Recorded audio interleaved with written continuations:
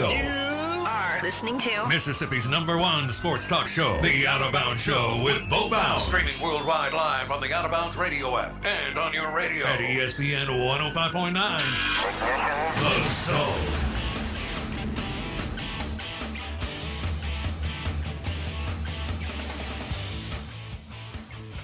Speaking of great steaks, the Out of Bounds Show is brought to you by the Bone-In Filet, Kessler Prime and the Renaissance. Visit KesslerPrime.com to make a reservation, check out their menu, and so on.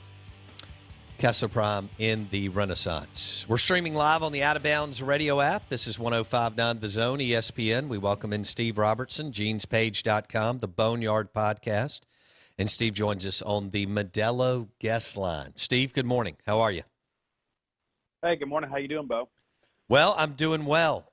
So now Mississippi State did what they needed to do last weekend, and they'll be hosting Notre Dame. Notre Dame looks like a heck of a baseball team, right? They 50-5 over the weekend, 16 home runs.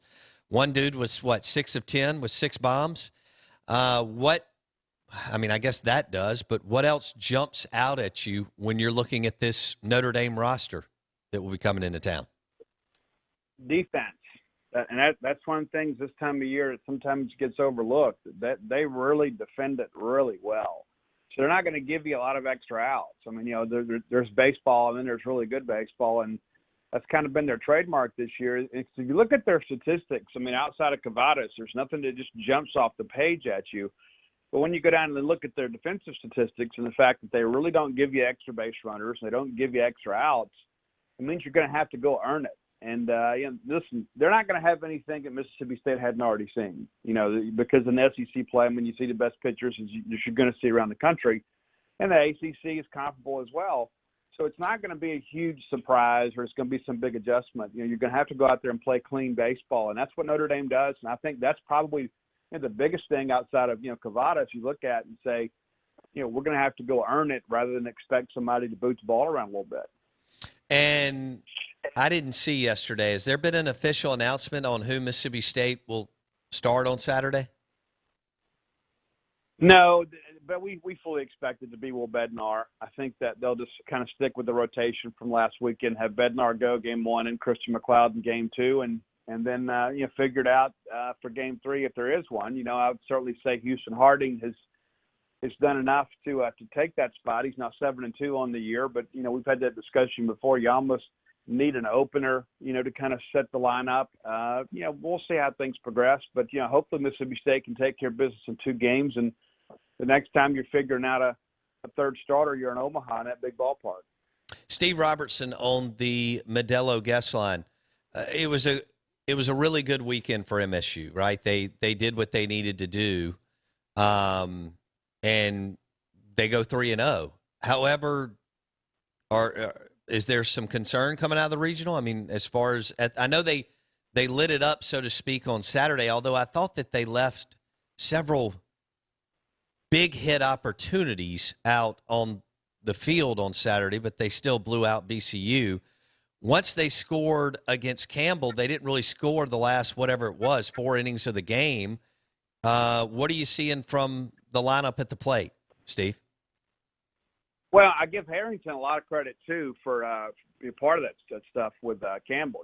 He's their ace, and he came in, and they brought him in, I guess, as the third pitcher. And he did a great job just kind of mixing and matching them with State, and really kind of kept the game where it was. You could make the argument, that he and Harding really kind of turned a game that was expected to be high scoring into a bit of a pitcher's duel. So, yeah, you're going to run into that. And there's not – when you get into Super Regional round, you can go back and look historically. There's not a lot of these church league softball type scores. It's going to be, where every play matters. And I think this is where, State should be comfortable in these type ball games, because that's kind of been the case all year long, is you just don't have these big offensive shootouts in Mississippi State because of the quality of pitching. And so, I think what's got to happen for State to beat Notre Dame is you just can't let those guys shorten the game on you. You can't get out there and make Notre Dame just go from starter to closer to shut you down. You've got to make them use their bullpen. You've got to work some counts.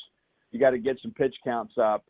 And when you get opportunities to score, you got to manufacture some runs. And I think Lemonis and those guys do a pretty good job of that. So I don't expect some big offensive explosion, but there's got to be a very good offensive baseball executed by the Bulldogs. Steve Robertson on the Out of Bounds show. Left field, Cumbest? Yeah, I think you're going to stick with what you've seen in the postseason now, and I think it makes perfect sense. And this is where I think Cameron James is really kind of the linchpin in the whole thing. Because if Cam James can get out there and play a clean third base, it allows Mississippi State to run a more offensive lineup out there.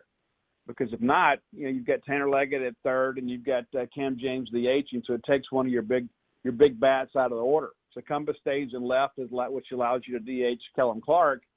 And Cumbest is a better defender than Kellum Clark in the outfield. Kellum Clark eventually will be a first baseman. But, I think that's why it's so important for State to have, production defensively and offensively out of Cam James, because it just allows the lineup to be a lot more offensive. And you've got a pair of big guys out there hitting back-to-back, and you got to think at some point one of them's going to run into something. And that's what we saw this weekend with Kellum Clark and Brad Cumbest. I just think that is your best offensive lineup, and it's all kind of predicated on the fact that Cam James can go out there and play some pretty good defense for you. They stretched Landon Sims just a little bit, not a lot, on Monday. And so what do you think he can really do if called upon? I mean, can he go 60, 70, 80-plus pitches if need be, depending on if they have to call him in early or a game is extended into extra innings? You got a 6-6 thing that hangs around in the 10th and 11th. What do you see there? Yeah, I don't think there's any question. And Landon could be a starter. I mean, he has that kind of stuff, and he has that kind of makeup. He just maybe doesn't have the stamina to do that at this point because you haven't really pushed him. But, yeah, I mean, he's the guy that's gone 3 innings before. People recall back the first appearance of the year against the University of Texas. I believe he goes 4 innings, and that's when he really began to make a name for himself. He shows up with a bases-loaded jam and strikes out the side, really turned the thing around for Mississippi State, and it's a huge win early on. So, yeah, Sims can be extended a little bit, and it worked out really well this weekend because you only had to use him once. And that was the conversation that you and I had prior to the regional, is that, now all of a sudden you can't just go once a weekend. I mean, this time of year you're going to have to go, when they need you. So, just kind of we saw with Cops from Arkansas, we were expecting Sims to have to go close multiple games over the weekend, but thankfully State was able to get some extension in those games, and you only had to use them once. And so he ought to be fresh for this weekend, and you only got to win 2. So that gives you a couple of appearances there, and hopefully they're what you need them to be, and you can get to Omaha. But you don't think that – I mean, there's not a penny's worth of difference in these two rosters, or do you disagree with that?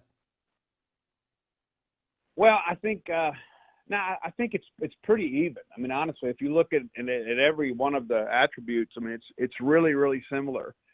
I think they're in many respects are kind of mirror images of each other. With I think State's just simply got more depth in a bullpen, and that's probably the case against anybody in the country. It's probably nobody that's got a bullpen as deep as Mississippi State. But yeah, when you start working through these, State doesn't have the big power numbers of Cavadas between one player, but when you look at their numbers, I mean, State's a little more evenly distributed when it comes to the power numbers. I mean, Cavadas got 21 home runs. Nobody else is in double digits. And State's got a handful of guys. You got Cam James and Luke Hancock, Logan Tanner. So I think the power numbers are more evenly distributed on the Mississippi State side. All right, I've got 30 seconds. Somebody asked about – hold on. I'm trying to figure this out. There's a recruitment of Trimble from Northwest Rankin that plays – nah, I can't get into that. All right, that'll be for next time. Steve, we appreciate it. See you soon. All right, Steve Robertson, genespage.com on the Modelo guest line. You're listening to Out of Bounds, 105.9 The Zone, ESPN. WRKS, we're streaming live on the Out of Bounds radio app, and the podcast got hammered yesterday, and we appreciate it. Thank you for going to Apple Podcast and searching the Out of Bounds Show. Apple Podcast, search the Out of Bounds Show. You can also stream the show on the Out of Bounds radio app. We're going to have a big feast here in the third hour. We'll tell you more about it on the other side. Back in a sec.